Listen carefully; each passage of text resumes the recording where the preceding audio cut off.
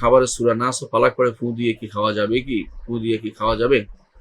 দেখুন, খাবারে সূরা নাস ও ফালাক পড়ে ফু দিয়ে খাওয়াটা শরীয়তসম্মত বা এটা কোনো সুন্নত সাব্যস্ত হয়নি। এই জিনিসটা যদি কেউ করে, অভ্যাস বানিয়ে নেয়, তাহলে সেটা বেদাত হবে। অভ্যাস বানিয়ে নিলে বেদাত হবে। কারণ এটা যদি এতই ভালো হতো, তাহলে রাসূলুল্লাহ সাল্লাল্লাহু আলাইহি ওয়াসাল্লাম, সাহাবীরা এবং তাবিঈরা সেটা করতেন বা ইমামরা সেটা করতেন। কেউ সেটা করেন, রাসূলুল্লাহ সাল্লাল্লাহু আলাইহি ওয়াসাল্লাম নিজেও সেটা করেননি।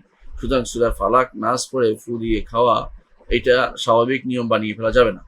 যদি কোনো মনে করেন যে কেউ তাবিজ করেছে বা কেউ জিন করেছে বা বা কেউ আপনাকে ব্ল্যাক ম্যাজিক করেছে ইত্যাদি ইত্যাদি সন্দেহ হচ্ছে, তখন আপনি সূরা ফালাক নাস পড়ে ফু দিয়ে খেতে পারবেন। কারণ সেটা রুকিয়া চলে যাবে। তখন রুকিয়া শারঈ ঝাড়ফুঁকের জন্য ঠিক সরাসরি রাসূলুল্লাহ সাল্লাল্লাহু আলাইহি ওয়াসাল্লাম থেকে বা সাহাবায়ে কেরাম থেকে প্রমাণিত হতে হবে না, বরং সেটা কোরআন এবং সুন্নাহ থাকলে সেটা করলেই হবে।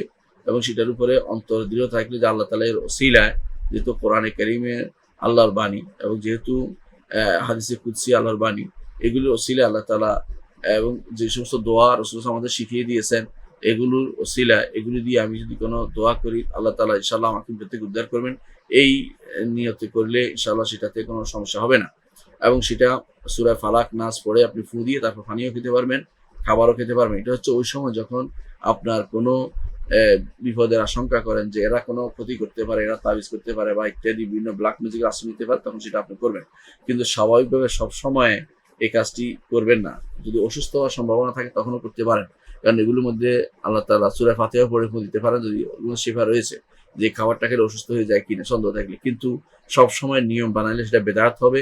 কারণ রাসূলুল্লাহ সাল্লাল্লাহু আলাইহি ওয়াসাল্লাম সবসময় খাবারের সময় কখনো এরকম করতেন না, বরং তিনি বিসমিল্লাহ করে খাবার শেষ করতেন এবং খাবার শেষ করার পরে আলহামদুলিল্লাহ, আল্লাহর প্রশংসা করতেন। সুতরাং সেভাবে আমাদেরকে চলতে হবে।